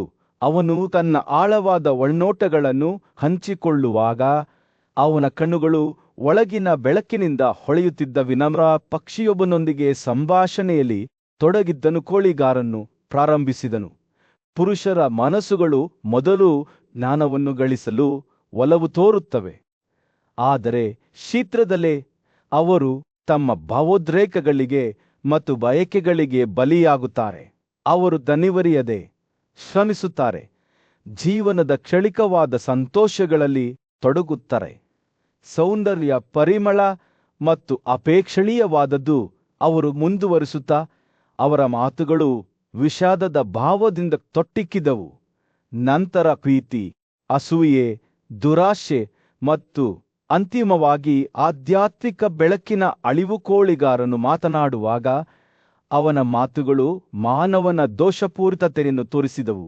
ಮನುಷ್ಯರು ತಮ್ಮ ಆಸೆಗಳಿಂದ ಕುರುಡರಾಗಿ ನೀತಿಯ ದೃಷ್ಟಿಯನ್ನು ಹೇಗೆ ಕಳೆದುಕೊಳ್ಳುತ್ತಾರೆ ಮತ್ತು ಬದಲಿಗೆ ಕಪಟದಲ್ಲಿ ತೊಡಗುತ್ತಾರೆ ಎಂಬುದನ್ನು ಆತ ವಿವರಿಸಿದನು. ಅವರು ಅವಮಾನಕರ ವಿಧಾನಗಳ ಮೂಲಕ ಸಂಪತ್ತನ್ನು ಸಂಗ್ರಹಿಸುತ್ತಾರೆ ಮತ್ತು ಈ ಹಾದಿಯಲ್ಲಿ ಪ್ರತಿ ಹೆಜ್ಜೆ ಇಡುವುದರೊಂದಿಗೆ ಅವರು ಕೆಟ್ಟದರ ಬಗ್ಗೆ ಹೆಚ್ಚು ಆಕರ್ಷಿತರಾಗುತ್ತಾರೆ. ಬ್ರಾಹ್ಮಣನು ಶ್ರದ್ಧೆಯಿಂದ ಆಲಿಸಿದನು. ಅವನ ಕಣ್ಣುಗಳು ಆಳವಾದ ತಿಳುವಳಿಕೆಯಿಂದ ತುಂಬಿದ್ದವು. ಅವನು ಒಪ್ಪಿಗೆಯೊಂದಿಗೆ ತಲೆಯಾಡಿಸಿದನು. ಕೋಳಿಗಾರನು ಮುಂದುವರಿಸಿದನು. ಬುದ್ಧಿವಂತರು ಅವರೊಂದಿಗೆ ಪ್ರತಿಭಟಿಸಿದಾಗ ಅವರು ಧ್ವನಿ ಅಥವಾ ಮನವರಿಕೆಯಾಗದ ನಿರ್ದಿಷ್ಟ ಉತ್ತರಗಳನ್ನು ನೀಡುತ್ತಾರೆ. ಅವನ ಮಾತುಗಳು ದುಷ್ಟ ಮಾರ್ಗಗಳಿಗೆ ವ್ಯಸನದ ವಿನಾಶಕಾರಿ ಶಕ್ತಿಯ ಚಿತ್ರಣವನ್ನು ಚಿತ್ರಿಸುತ್ತವೆ. ಸಂಭಾಷಣೆಯು ತೆರೆದುಕೊಳ್ಳುತ್ತಿದ್ದಂತೆ ದುಷ್ಟತನಕ್ಕೆ ಬಲಿಯಾಗುವವರನ್ನು ಬಾಧಿಸುವ 3 ಪಾಪಗಳನ್ನು ಕೋಳಿಗಾರನು ಬಹಿರಂಗಪಡಿಸಿದನು. ಅವರ ಆಲೋಚನೆಗಳು, ಮಾತುಗಳು ಮತ್ತು ಕ್ರಿಯೆಗಳು ದುರುದ್ದೇಶದಿಂದ ಕಳಂಕಿತವಾಗುತ್ತವೆ ಮತ್ತು ಅವರ ಒಳ್ಳೆಯ ಗುಣಗಳು ಶರತ್ಕಾಲದ ಎಲೆಗಳಂತೆ ಕಣ್ಮರೆಯಾಗುತ್ತವೆ. ಅವರು ಇದೇ ರೀತಿಯ ಪಾತ್ರದ ಇತರರೊಂದಿಗೆ ಸ್ನೇಹವನ್ನು ಬೆಳೆಸಿಕೊಳ್ಳುತ್ತಾರೆ ಮತ್ತು ಹಾಗೆ ಮಾಡುವಾಗ ಅವರು ತಮ್ಮ ಜೀವನದಲ್ಲಿ ನೋವನ್ನು ಆಹ್ವಾನಿಸುತ್ತಾರೆ. ಬ್ರಾಹ್ಮಣನ ಕಣ್ಣುಗಳು ಕೃತಜ್ಞತೆಯಿಂದ ಹೊಳೆಯುತ್ತಿದ್ದವು. ಆತ ಆ ಕೋಳಿಗಾರನ ಆಳವಾದ ಒಳನೋಟವನ್ನು ಒಪ್ಪಿಕೊಂಡನು. ನೀನು ಧರ್ಮದ ನಿಜವಾದ ನಿರೂಪಣೆಯನ್ನು ನೀಡಿದ್ದೀಯ ಎಂದು ಆತ ಹೇಳಿದ. ಆತನ ಧ್ವನಿಯು ಗೌರವದಿಂದ ತುಂಬಿತ್ತು. ನಿನ್ನ ಆಧ್ಯಾತ್ಮಿಕ ಶಕ್ತಿಯು ಶ್ರೇಷ್ಠವಾಗಿದೆ ಮತ್ತು ನೀನು ನನಗೆ ಒಬ್ಬ ಮಹಾನ್ ವಿಷಯಂತೆ ಕಾಣಿಸುತ್ತಿದ್ದೀಯ. ಮೃದುವಾದ ಬಿಲ್ಲಿನೊಂದಿಗೆ ಪಕ್ಷಿವಿಜ್ಞಾನಿ ಈ ಪ್ರಪಂಚದ ಬುದ್ಧಿವಂತ ವ್ಯಕ್ತಿಗಳಿಗೆ ಏನು ಇಷ್ಟವಾಗುತ್ತದೆ ಎಂಬುದನ್ನು ವಿವರಿಸಲು ಪ್ರಾರಂಭಿಸಿದನು. ಬ್ರಹ್ಮಾಂಡವು ಬದಲಾಗದ ಸರ್ವವ್ಯಾಪಿ ಬ್ರಹ್ಮನ ಅಭಿವ್ಯಕ್ತಿಯಾಗಿದೆ ಎಂದು ನಂಬುವ ಬ್ರಾಹ್ಮಣ ತತ್ವಶಾಸ್ತ್ರದ ಬಗ್ಗೆ ಆತ ಮಾತನಾಡಿದರು. ಭೂಮಿ, ಗಾಳಿ, ನೀರು, ಬೆಂಕಿ ಮತ್ತು ಆಕಾಶಗಳು ಈ ಸರ್ವೋಚ್ಚ ವಾಸ್ತವತೆಯ ಅಭಿವ್ಯಕ್ತಿಗಳು ಮಾತ್ರ. ಪಕ್ಷಿ ವೀಕ್ಷಕನ ಮಾತುಗಳು ನದಿಯಂತೆ ಹರಿಯುತ್ತಿದ್ದಂತೆಯೇ ಆತ ಬ್ರಹ್ಮಾಂಡದ ಆಧಾರವಾಗಿರುವ ಗುಣಲಕ್ಷಣಗಳ ಸಂಕೀರ್ಣ ಜಾಲವನ್ನು ಬಹಿರಂಗಪಡಿಸಿದನು. ಆತ ರೂಪ, ವಾಸನೆ, ಧ್ವನಿ, ಸ್ಪರ್ಶ ಮತ್ತು ರುಚಿಯ ಬಗ್ಗೆ ಮಾತನಾಡಿದರು. ಪ್ರತಿಯೊಂದು ತನ್ನದೇ ಆದ ವಿಶಿಷ್ಟ ಗುಣಲಕ್ಷಣಗಳು ಮತ್ತು ಪರಸ್ಪರ ಸಂಬಂಧಗಳನ್ನು ಹೊಂದಿದೆ. ಮೂರು ಗುಣಗಳು: ಪ್ರಜ್ಞೆ, ಬುದ್ಧಿವಂತಿಕೆ ಮತ್ತು ಅಹಂಕಾರ. ಪ್ರಶಾಂತವಾದ ಕಾಡಿನ ಮಧ್ಯದಲ್ಲಿ ಮಾರ್ಕಂಡೇಯನು ಭರತನೊಂದಿಗೆ ಕುಳಿತು ತಲೆಮಾರುಗಳಿಂದ ಹಾದು ಹೋಗುವ ಕಥೆಗಳನ್ನು ಹಂಚಿಕೊಂಡನು. ಸೂರ್ಯನ ಬೆಚ್ಚಗಿನ ಕಿರಣಗಳು ಅವರ ಮುಖಗಳ ಮೇಲೆ ನೃತ್ಯ ಮಾಡುವಾಗ ಮಾರ್ಕಂಡೇಯನು ಹಿತವಾದ ಧ್ವನಿಯಲ್ಲಿ ಮಾತನಾಡಲು ಪ್ರಾರಂಭಿಸಿದನು. ಭಾರತ ಒಮ್ಮೆ ಸದ್ಗುಣಶೀಲ ಪಕ್ಷಿಯೊಬ್ಬನ ಬಳಿಗೆ ಬಂದ ಒಬ್ಬ ಬುದ್ಧಿವಂತ ಬ್ರಾಹ್ಮಣನ ಕಥೆಯನ್ನು ನಾನು ಕೇಳಿದ್ದೇನೆ ಎಂದು ಉತ್ಸಾಹದಿಂದ ಮಿನುಗುತ್ತಿದ್ದ ಅವನ ಕಣ್ಣುಗಳು ಹೇಳಿದವು. ಬ್ರಹ್ಮಾಂಡದ ಬಗ್ಗೆ ಅಪಾರ ಜ್ಞಾನ ಮತ್ತು ತಿಳುವಳಿಕೆಗೆ ಹೆಸರುವಾಸಿಯಾದ ಬ್ರಾಹ್ಮಣನನ್ನು 5 ಮಹಾನ್ ಅಂಶಗಳಾದ ಭೂಮಿ, ನೀರು, ಬೆಂಕಿ, ಗಾಳಿ ಮತ್ತು ಆಕಾಶದ ಗುಣಲಕ್ಷಣಗಳನ್ನು ವಿವರಿಸಲು ಪಕ್ಷಿಗಾರನು ಕೇಳಿಕೊಂಡನು. ಮಾರ್ಕಂಡೇಯನು ಮಾತನಾಡುತ್ತಿದ್ದಂತೆ ಪ್ರಾಚೀನ ಬುದ್ಧಿವಂತಿಕೆಯ ಪಿಸುಗುಟ್ಟನ್ನು ಹೊತ್ತ ಮೃದುವಾದ ಗಾಳಿ ಎಲೆಗಳ ಮೂಲಕ ಬೀಸುತ್ತಿತ್ತು. ಬ್ರಾಹ್ಮಣನ ವಿಶಾಲವಾದ ಜ್ಞಾನದಿಂದ ಕಲಿಯಲು ಉತ್ಸುಕನಾಗಿದ್ದ ಪಕ್ಷಿ ಪ್ರತಿಯೊಂದು ಅಂಶದ ಗುಣಲಕ್ಷಣಗಳ ಬಗ್ಗೆ ವಿಚಾರಿಸಿದನು. ಭೂಮಿಯು 5 ಗುಣಗಳನ್ನು ಹೊಂದಿದೆ: ಧ್ವನಿ, ಸ್ಪರ್ಶ, ರೂಪ, ವಾಸನೆ ಮತ್ತು ರುಚಿ. ಮತ್ತೊಂದೆಡೆ ನೀರು 4 ಗುಣಗಳನ್ನು ಹೊಂದಿದೆ: ಧ್ವನಿ, ಸ್ಪರ್ಶ, ರೂಪ ಮತ್ತು ರುಚಿ. ಆದರೆ ಬೆಂಕಿ ಮತ್ತು ಗಾಳಿ 3 ಸಾಮಾನ್ಯ ಗುಣಲಕ್ಷಣಗಳನ್ನು ಹಂಚಿಕೊಳ್ಳುತ್ತವೆ: ಧ್ವನಿ, ಸ್ಪರ್ಶ ಮತ್ತು ರೂಪಿ ಅಂಶಗಳು ಹೇಗೆ ಹೆಣೆದುಕೊಂಡಿವೆ ಮತ್ತು ಅಸ್ತಿತ್ವದ ರಚನೆಯನ್ನು ಹೇಗೆ ರೂಪಿಸುತ್ತವೆ ಎಂಬುದನ್ನು ವಿವರಿಸಿದಂತೆ ಮಾರ್ಕಂಡೇಯನ ಮಾತುಗಳು ತಿಳುವಳಿಕೆಯ ಭಾವಚಿತ್ರವನ್ನು ಹೆಣೆದವು. ಆದ್ದರಿಂದ ಓ ಭಾರತ, ಅವರು ಮುಂದುವರಿಸಿದರು, 5 ಅಂಶಗಳಲ್ಲಿ ಅಂತರ್ಗತವಾಗಿರುವ ಈ 15 ಗುಣಲಕ್ಷಣಗಳು ನಮ್ಮ ಬ್ರಹ್ಮಾಂಡವನ್ನು ರೂಪಿಸುವ ಎಲ್ಲ ಪದಾರ್ಥಗಳಲ್ಲಿಯೂ ಅಸ್ತಿತ್ವದಲ್ಲಿವೆ. ಅವು ಒಂದಕ್ಕೊಂದು ವಿರುದ್ಧವಾಗಿಲ್ಲ, ಬದಲಿಗೆ ಪರಿಪೂರ್ಣ ಸಾಮರಸ್ಯದಿಂದ ಸಹಬಾಳ್ವೆ ನಡೆಸುತ್ತವೆ. ಜೀವಿಗಳು ತಮ್ಮ ಸಂಜೆಯ ದಿನಚರಿಗಳಲ್ಲಿ ನೆಲೆಗೊಳ್ಳುತ್ತಿದ್ದಂತೆ ಮಾರ್ಕಂಡೇಯನ ನಿರೂಪಣೆಯು ವಾಸ್ತವತೆಯ ತಿಳಿದಿರುವ ಮತ್ತು ತಿಳಿಯದ ಅಂಶಗಳಾದ ವ್ಯಕ್ತ ಮತ್ತು ಅವ್ಯಕ್ತದ ಪರಿಕಲ್ಪನೆಯತ್ತ ತಿರುಗಿತು. ಒಬ್ಬ ವ್ಯಕ್ತಿಯು ಸ್ವಯಂ ಪರೀಕ್ಷೆಯಲ್ಲಿ ತೊಡಗಿದಾಗ ಅವನ ಇಂದ್ರಿಯಗಳನ್ನು ನಿಗ್ರಹಿಸಿದ ನಂತರ ಅವರು ತಮ್ಮ ಆತ್ಮವು ಬ್ರಹ್ಮಾಂಡದಲ್ಲಿ ಹರಡಿರುವುದನ್ನು ನೋಡುತ್ತಾರೆ ಎಂದು ಅವರು ಹೇಳಿದರು. ಅವರ ಧ್ವನಿಯು ಗೌರವದಿಂದ ತುಂಬಿತ್ತು. ದೈವಿಕ ಸತ್ವದೊಂದಿಗೆ ಈ ಸಂಯೋಗವು ಆಧ್ಯಾತ್ಮಿಕ ಜ್ಞಾನೋದಯವನ್ನು ಹೇಗೆ ತಂದಿತು ಎಂಬುದನ್ನು ಮಾರ್ಕಂಡೇಯನು ವಿವರಿಸಿದಂತೆ ಭರತನು ಶ್ರದ್ಧೆಯಿಂದ ಆಲಿಸಿದನು. ಭ್ರಮೆಯನ್ನು ಜಯಿಸಿದ ಮತ್ತು ತಮ್ಮ ಹಿಂದಿನ ಕರ್ಮಕ್ಕೆ ಮದುವೆಯಾದ ವ್ಯಕ್ತಿಯು ಇನ್ನೂ ತಮ್ಮ ಆತ್ಮದ ವಸ್ತುನಿಷ್ಠ ಅಸ್ತಿತ್ವವನ್ನು ಮಾತ್ರ ಅರಿತಿರಬಹುದು ಎಂದು ಮಾರ್ಕಂಡೇಯನು ವಿವರಿಸಿದನು.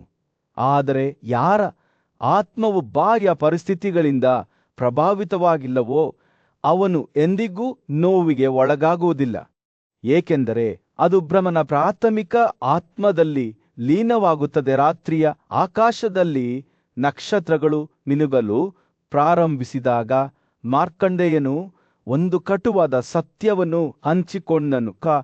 ಆಧ್ಯಾತ್ಮಿಕ ಬೆಳಕನ್ನು ಪಡೆಯಲು ಸ್ವಯಂಶಿಸ್ತು ಪ್ರಮುಖವಾಗಿದೆ. ನಮ್ಮ ಇಂದ್ರಿಯಗಳು ನಮ್ಮ ಆಧ್ಯಾತ್ಮಿಕ ಪ್ರಗತಿ ಮತ್ತು ಅವನತಿ ಎರಡಕ್ಕೂ ಮೂಲವಾಗಿವೆ ಎಂದು ಅವರು ಹೇಳಿದರು.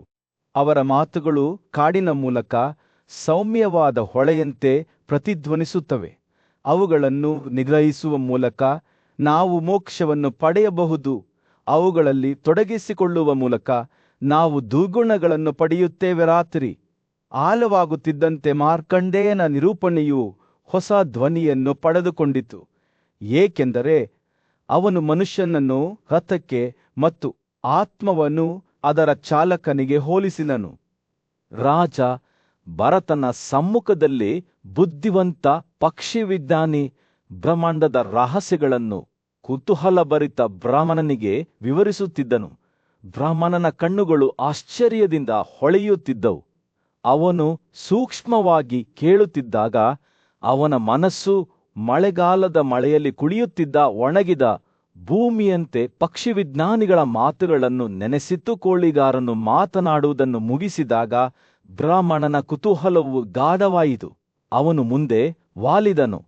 ಅವನ ಕೈಗಳು ಗೌರವದಿಂದ ಒಟ್ಟಿಗೆ ಹಿಡಿದವು ಮತ್ತು ಪಕ್ಷಿಗಾರನಿಗೆ ಸತ್ವ, ರಜಸ್ ಮತ್ತು ತಮಸ್ ಎಂಬ 3 ಗುಣಗಳ ರಹಸ್ಯಗಳನ್ನು ಬಹಿರಂಗಪಡಿಸಲು ಕೇಳಿಕೊಂಡನು.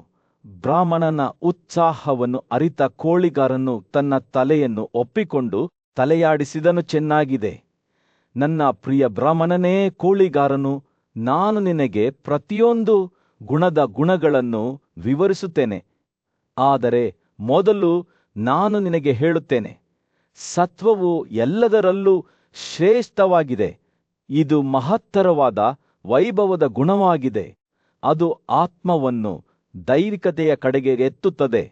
ಅವನು ಮಾತನಾಡುವಾಗ ಕೋಳಿಗಾರನ ಕಣ್ಣುಗಳು ಮಿನುಗಿದವು ಮತ್ತು ಅವನ ಧ್ವನಿಯು ಎಲೆಗಳ ಮೂಲಕ ಬೀಸುವ ಬೇಸಿಗೆಯ ಗಾಳಿಯಂತೆ ಸೌಮ್ಯವಾದ ಧ್ವನಿಯನ್ನು ತೆಗೆದುಕೊಂಡಿತ್ತು. ಆದರೆ ತಮಸ್ ಬಗ್ಗೆ ಏನು, ಓ ಬುದ್ಧಿವಂತ ಪಕ್ಷಿ? ಬ್ರಾಹ್ಮಣನು ಚಿಂತೆಯಿಂದ ಕಣ್ಣೆಟ್ಟ ತನ್ನ ಹುಬ್ಬನ್ನು ಕೇಳಿದನು. ಅದರ ಸ್ವಭಾವವೇನು? ಕೋಳಿಗಾರನ ಅಭಿವ್ಯಕ್ತಿ ಮಂದವಾಯಿತು ಮತ್ತು ಅವನು ಕಡಿಮೆ ಅಳತೆಯ ಧ್ವನಿಯಲ್ಲಿ ಮಾತನಾಡಲು ಪ್ರಾರಂಭಿಸಿದನು. ತಮಸ್, ನನ್ನ ಪ್ರಿಯ ಬ್ರಾಹ್ಮಣ, ಭ್ರಮೆ ಆಧ್ಯಾತ್ಮಿಕ ಅಜ್ಞಾನದಿಂದ ನಿರೂಪಿಸಲ್ಪಟ್ಟಿದೆ. ಅದು ಮನಸ್ಸನ್ನು ದಟ್ಟವಾದ ಮಂಜಿನಂತೆ ಮೋಡ ಮಾಡುತ್ತದೆ. ಇದು ಮೂರ್ಖತನ, ಪ್ರಜ್ಞಾಶೂನ್ಯತೆ ಮತ್ತು ಕನಸಿನ ಗುಣವಾಗಿದೆ. ಮನುಷ್ಯರನ್ನು ನೀತಿಯ ಮಾರ್ಗದಿಂದ ದಾರಿ ತಪ್ಪಿಸುತ್ತದೆ. ಕೋಳಿ ನಿಲ್ಲಿಸಿತು. ಅವನ ಕಣ್ಣುಗಳು ದೂರದ ನೆನಪುಗಳನ್ನು ಹುಡುಕುತ್ತಿರುವಂತೆ ದಿಗಂತವನ್ನು ಸ್ಕ್ಯಾನ್ ಮಾಡುತ್ತಿವೆ.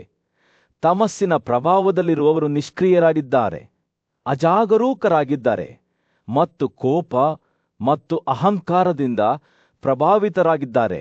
ಅವರು ಲಂಗರು ಇಲ್ಲದ ಹಡಗುಗಳಂತೆ ಜೀವನದ ಸಾಗರದ ಮೇಲೆ ಉದ್ದೇಶಯುತವಾಗಿ ತೇಲುತ್ತಿದ್ದಾರೆ. ಬ್ರಾಹ್ಮಣನ ಮುಖವು ಕುಸಿಯಿತು, ಅವನ ಅಭಿವ್ಯಕ್ತಿ ದುಃಖದಿಂದ ತುಂಬಿತ್ತು. ಆದರೆ ಕೋಳಿ ಮುಂದುವರೆಯಿತು, ವಿಚಲಿತವಾಗಲಿಲ್ಲ. ಮತ್ತೊಂದೆಡೆ ರಾಜರು ಮನುಷ್ಯರನ್ನು ಕಾರ್ಯಕ್ಕೆ ಪ್ರೇರೇಪಿಸುವ ಗುಣವಾಗಿದೆ. ಇದು ಅವರೊಳಗಿನ ಉತ್ಸಾಹದ ಜ್ವಾಲೆಯನ್ನು ಹೊತ್ತಿಸುವ ಕಿಡಿ, ತನ್ನ ಕುದುರೆಗಳ ಮೇಲೆ ಒತ್ತಾಯಿಸುವ ಸಾರಥಿಯಂತೆ ಅವರನ್ನು ಮುಂದಕ್ಕೆ ಓಡಿಸುತ್ತದೆ. ಅವನು ಮಾತನಾಡುವಾಗ ಕೋಳಿಗಾರನ ಧ್ವನಿಯು ಅನಿಮೇಟೆಡ್ ಆಯಿತು. ಅವನ ಪದಗಳು ಬ್ರಾಹ್ಮಣನ ಮನಸ್ಸಿನಲ್ಲಿ ಎದ್ದು ಕಾಣುವ ಚಿತ್ರಗಳನ್ನು ಚಿತ್ರಿಸುತ್ತವೆ. ರಾಜರ ಪ್ರಭಾವದಲ್ಲಿರುವವರು ಮಾತಿನಲ್ಲಿ ಒಪ್ಪಿಕೊಳ್ಳುತ್ತಾರೆ, ಚಿಂತನಶೀಲರಾಗಿರುತ್ತಾರೆ, ಅಸೂಯೆ ಮುಕ್ತರಾಗಿರುತ್ತಾರೆ ಮತ್ತು ಕಾರ್ಯದಲ್ಲಿ ಶ್ರಮಶೀಲರಾಗಿರುತ್ತಾರೆ. ಅವರು ತಮ್ಮ ಹಣೆಬರಹಕ್ಕೆ ಸ್ಥಿರವಾಗಿ ಹರಿಯುವ ಪ್ರಬಲ ನದಿಗಳಂತೆ ಇರುತ್ತಾರೆ. ಪಕ್ಷಿ ವೀಕ್ಷಕನ ನೋಟವು ತನ್ನ ಆತ್ಮದ ಆಳಕ್ಕೆ ತಿರುಗಿತು. ಅವನ ಕಣ್ಣುಗಳು ತನ್ನ ಆತ್ಮದ ಆಳಕ್ಕೆ ನೋಡುತ್ತಿದ್ದವು. ತದನಂತರ ಅಲ್ಲಿ ಸತ್ವವಿದೆ ಎಂದು ಅವನು ಹೇಳಿದನು. ಅವನ ಧ್ವನಿಯು ಪಿಸುಗುಟ್ಟುವಿಕೆಯ ಮೇಲಿದೆ. ಸತ್ವವು ನಮ್ಮನ್ನು ದೈವಿಕತೆಯ ಕಡೆಗೆ ಎತ್ತುವ ಗುಣವಾಗಿದೆ. ಅದು ನಮಗೆ ಜಗತ್ತನ್ನು ಸ್ಪಷ್ಟತೆ ಮತ್ತು ಉದ್ದೇಶದೊಂದಿಗೆ ನೋಡುವಂತೆ ಮಾಡುತ್ತದೆ. ಮುಂದುವರಿಯುವ ಮೊದಲು ತನ್ನ ಆಲೋಚನೆಗಳನ್ನು ಸಂಗ್ರಹಿಸುತ್ತಾ ಅವನು ವಿರಾಮಗೊಳಿಸಿದನು. ನಿರ್ಮಲವಾದ ಕಾಡಿನ ಮಧ್ಯದಲ್ಲಿ ಒಬ್ಬ ಬ್ರಾಹ್ಮಣನು ಚಿಂತನಶೀಲ ಮೌನದಲ್ಲಿ ಕುಳಿತು ಜೀವನ ಮತ್ತು ಬ್ರಹ್ಮಾಂಡದ ನಿಗೂಢತೆಗಳ ಬಗ್ಗೆ ಯೋಚಿಸುತ್ತಿದ್ದನು. ಬ್ರಹ್ಮಾಂಡದ ಬಗ್ಗೆ ಆಳವಾದ ತಿಳುವಳಿಕೆಗೆ ಹೆಸರುವಾಸಿಯಾದ ಬುದ್ಧಿವಂತ ಋಷಿಯಾದ ಮಾರ್ಕಂಡೇಯನ ಮಾರ್ಗದರ್ಶನವನ್ನು ಬಯಸುವಾಗ ಗಾಳಿಯು ಹೂ ಬಿಡುವ ಹೂವುಗಳ ಸಿಹಿ ಸುವಾಸನೆಯಿಂದ ತುಂಬಿತ್ತು. ಯುಧಿಷ್ಠಿರ ಮಾರ್ಕಂಡೇಯನು ಪ್ರಾರಂಭಿಸಿದನು. ಬ್ರಾಹ್ಮಣನು ನನಗೆ ಒಂದು ಪ್ರಶ್ನೆಯನ್ನು ಕೇಳಿದನು. ಅದು ಸತ್ಯದ ಅನೇಕ ಅನ್ವೇಷಕರಿಗೆ ಗೊಂದಲವನ್ನುಂಟು ಮಾಡಿದರು. ಭೂಮಿಯ ದ್ರವ್ಯದೊಂದಿಗೆ ಬೆಂಕಿಯು ಹೇಗೆ ಜೀವಿಗಳ ಭೌತಿಕ ವಾಸಸ್ಥಾನವಾಗುತ್ತದೆ ಮತ್ತು ಪ್ರಾಣಿಯ ಗಾಳಿಯು ತನ್ನ ಆಸನದ ಸ್ವರೂಪಕ್ಕೆ ಅನುಗುಣವಾಗಿ ದೇಹದಲ್ಲಿ ಕ್ರಿಯೆಯನ್ನು ಹೇಗೆ ಪ್ರಚೋದಿಸುತ್ತದೆ. ಮಾರ್ಕಂಡೇಯನ ಕಣ್ಣುಗಳು ಹೊಳೆಯುತ್ತಾ ಉತ್ತರಿಸಿದವು. ಪ್ರಜ್ಞೆಯ ಆಸನದಲ್ಲಿ ತನ್ನನ್ನು ತಾನು ಪ್ರಕಟಪಡಿಸಿಕೊಳ್ಳುವ ಜೀವಾತ್ಮವು ಭೌತಿಕ ಚೌಕಟ್ಟಿನ ಕ್ರಿಯೆಯನ್ನು ಉಂಟುಮಾಡುತ್ತದೆ. ಆತ್ಮ ಮತ್ತು ದೇಹ ಎರಡರಲ್ಲೂ ಇರುವ ಆತ್ಮವು ಅವುಗಳ ಮೂಲಕ ಕಾರ್ಯನಿರ್ವಹಿಸುತ್ತದೆ. ಭೂತಕಾಲ, ವರ್ತಮಾನ ಮತ್ತು ಭವಿಷ್ಯವು ಆತ್ಮದೊಂದಿಗೆ ಬೇರ್ಪಡಿಸಲಾಗದ ಸಂಬಂಧವನ್ನು ಹೊಂದಿವೆ. ಮಾರ್ಕಂಡೇಯನು ಮಾತನಾಡುತ್ತಿದ್ದಂತೆ ಎಲೆಗಳ ಮೃದುವಾದ ರಭಸ ಮತ್ತು ಪಕ್ಷಿಗಳ ಮೃದುವಾದ ಕಿಲಕಿಲಿಸುವಿಕೆಯಿಂದ ಅರಣ್ಯವು ಜೀವಂತವಾಯಿತು. ಅವನು ಮುಂದುವರಿಸಿದನು. ಆತ್ಮವು ಒಂದು ಪ್ರಾಣಿಯ ಅತ್ಯುನ್ನತ ಆಸ್ತಿಯಾಗಿದೆ, ಪರಮಾತ್ಮನ ಸಾರವಾಗಿದೆ ಮತ್ತು ನಾವು ಅದನ್ನು ಆರಾಧಿಸುತ್ತೇವೆ. ಇದು ಎಲ್ಲಾ ಜೀವಿಗಳ ಚೈತನ್ಯದ ತತ್ವವಾಗಿದೆ. ಶಾಶ್ವತ ಪುರುಷ ಇದು ಶ್ರೇಷ್ಠ, ಬುದ್ಧಿವಂತ ಮತ್ತು ಅಹಂಕಾರಿ, ಮತ್ತು ಇದು ಅಂಶಗಳ ವಿವಿಧ ಗುಣಲಕ್ಷಣಗಳ ವ್ಯಕ್ತಿನಿಷ್ಠ ಸ್ಥಾನವಾಗಿದೆ. ಮಾರ್ಕಂಡೇಯನು ವಿರಾಮಗೊಳಿಸಿ ಬ್ರಾಹ್ಮಣನಿಗೆ ತನ್ನ ಮಾತುಗಳನ್ನು ಹೀರಿಕೊಳ್ಳಲು ಅವಕಾಶ ಮಾಡಿಕೊಟ್ಟನು. ಪ್ರಾಣ ಗಾಳಿಯು ದೇಹವನ್ನು ದ್ರವ್ಯ ಅಥವಾ ಮನಸ್ಸಿನೊಂದಿಗಿನ ಸಂಬಂಧದಲ್ಲಿ ಉಳಿಸಿಕೊಳ್ಳುತ್ತದೆ. ಸಮಾನ ಗಾಳಿಯು ದೇಹದ ತ್ಯಾಜ್ಯ ಪದಾರ್ಥವನ್ನು ಮೂತ್ರಪಿಂಡಗಳು ಮತ್ತು ಕರುಳಿಗೆ ಕೊಂಡೊಯ್ಯುತ್ತದೆ. ಸಂಧಿಸ್ಥಾನಗಳಲ್ಲಿ ತನ್ನನ್ನು ತಾನು ಪ್ರಕಟಪಡಿಸುವ ಉದನ ಗಾಳಿಯನ್ನು ವ್ಯಾನ ಎಂದು ಕರೆಯಲಾಗುತ್ತದೆ. ಮತ್ತು ಈ ರೀತಿಯ ಗಾಳಿಯಿಂದ ಬೆಂಬಲಿತವಾದ ಆಂತರಿಕ ಶಾಖವು ನಮ್ಮ ಆಹಾರ ಮತ್ತು ಅಂಗಾಂಶಗಳನ್ನು ಪರಿವರ್ತಿಸುತ್ತದೆ. ಮಾರ್ಕಂಡೇಯನ ವಿವರಣೆಯು ತೆರೆದುಕೊಳ್ಳುತ್ತಿದ್ದಂತೆ ಅರಣ್ಯವು ಹೆಚ್ಚು ಶಾಂತವಾಯಿತು. ಅದೇ ಮರಗಳು ಆತನ ಮಾತುಗಳನ್ನು ಶ್ರದ್ಧೆಯಿಂದ ಕೇಳುತ್ತಿವೆ ಎಂಬಂತೆ ಪ್ರಾಣ ಮತ್ತು ಅಪಾನ ಗಾಳಿಗಳು ಸಮಾನ ಮತ್ತು ಉದಾನ ಗಾಳಿಯೊಳಗೆ ಹರಡಿಕೊಂಡಿವೆ. ಅವುಗಳ ಸಂಯೋಜನೆಯಿಂದ ಉಂಟಾಗುವ ಶಾಖವು ದೇಹದ ಬೆಳವಣಿಗೆಯನ್ನು ಉಂಟುಮಾಡುತ್ತವೆ.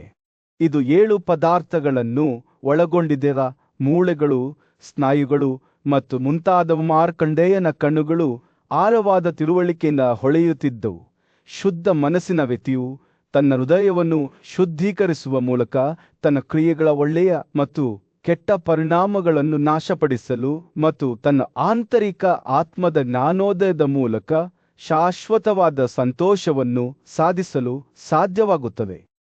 ಅಂತಹ ಸ್ಥಿತಿಯನ್ನು ಶಾಂತಿಯುತ ನಿದ್ರೆ ಅಥವಾ ಕೌಶಲ್ಯಪೂರ್ಣ ಕೈಯಿಂದ ಕತ್ತರಿಸಿದ ದೀಪದ ತೇಜಸ್ಸಿಗೆ ಹೋಲಿಸಲಾಗುತ್ತದೆ. ಬ್ರಾಹ್ಮಣನು ಶ್ರದ್ಧೆಯಿಂದ ಆಲಿಸಿದನು. ಅವನ ಮನಸ್ಸು ಪ್ರತಿ ಕ್ಷಣವೂ ವಿಸ್ತರಿಸುತ್ತಾ ಹೋಯಿತು. ದುರಾಶೆ ಮತ್ತು ಕೋಪವನ್ನು ಎಲ್ಲ ರೀತಿಯಲ್ಲಿ ನಿಗ್ರಹಿಸಬೇಕು ಎಂದು ಮಾರ್ಕಂಡೇಯರು ಎಚ್ಚರಿಸಿದರು. ಈ ಕಾರ್ಯವು ಜನರು ಆಚರಿಸಬಹುದಾದ ಅತ್ಯಂತ ಪವಿತ್ರವಾದ ಸದ್ಗುಣವಾಗಿದೆ. ಇದನ್ನು ಜನರು ಈ ದುಃಖ ಮತ್ತು ತೊಂದರೆಯ ಸಮುದ್ರದ ಇನ್ನೊಂದು ಬದಿಗೆ ದಾಟಲು ಸಾಧನವೆಂದು ಪರಿಗಣಿಸಲಾಗಿದೆ.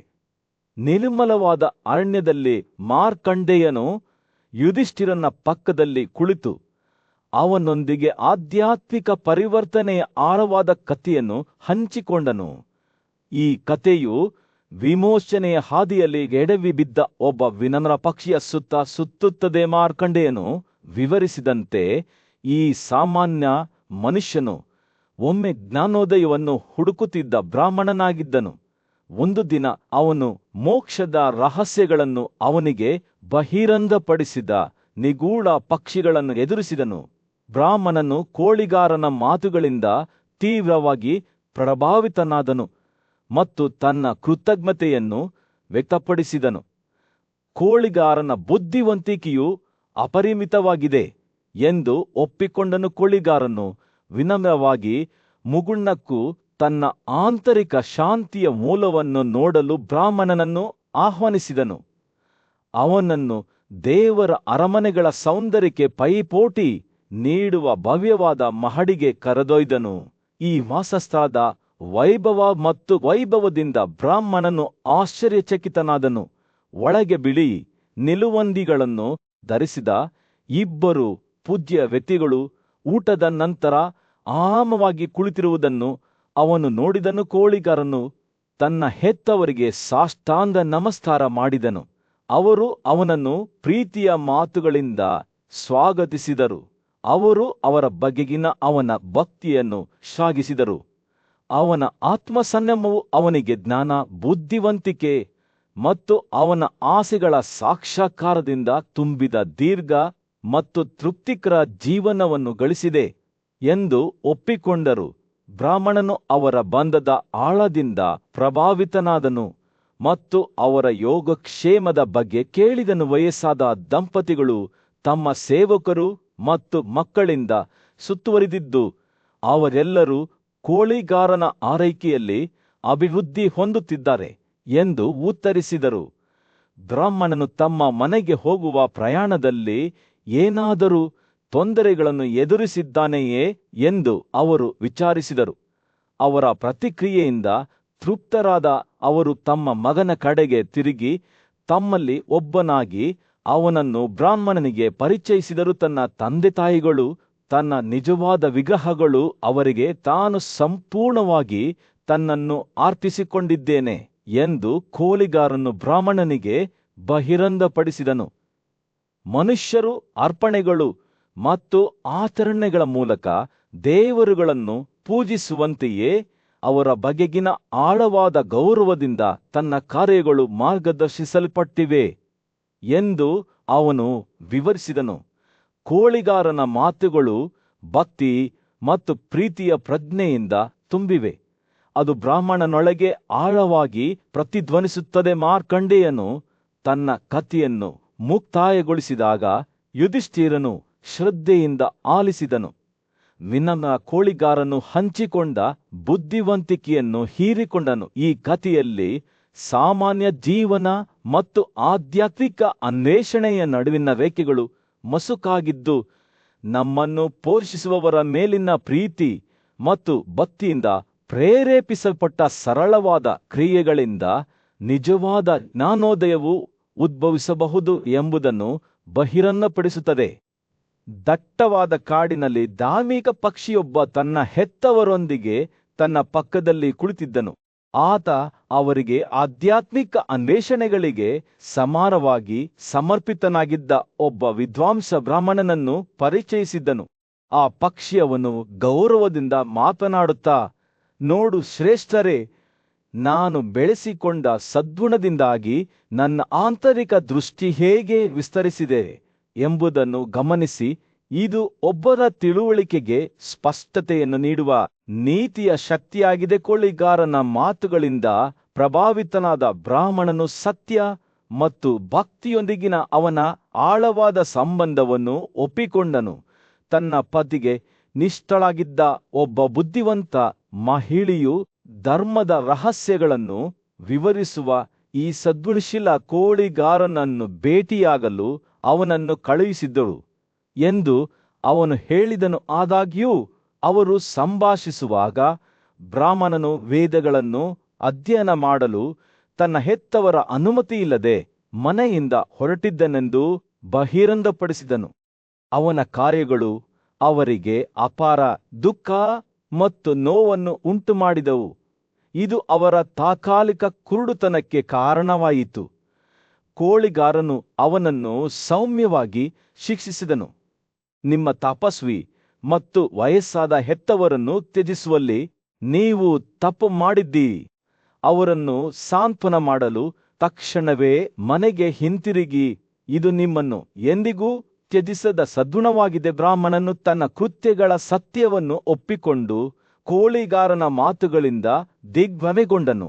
ಅವನು ಕೋಳಿಗಾರನ ಸಲಹೆಗೆ ಕೃತಜ್ಞತೆಯನ್ನು ವ್ಯಕ್ತಪಡಿಸಿದನು ಮತ್ತು ತಡಮಾಡದೆ ಮನೆಗೆ